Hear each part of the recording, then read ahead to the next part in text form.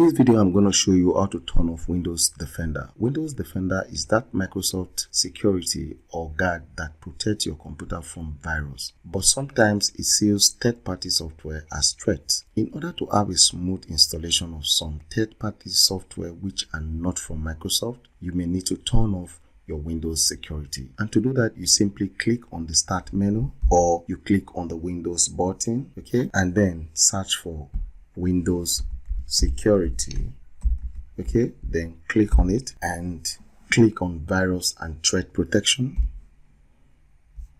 Scroll down to Manage Settings, then turn off the real-time protection, turn off Cloud Delivery Protection,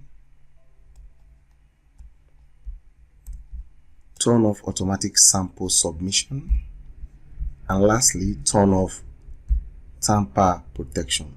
Next, you want to click on App and Browser Control. Alright, then here you have to select this reputable base protection settings. Okay, then turn off Check App and File,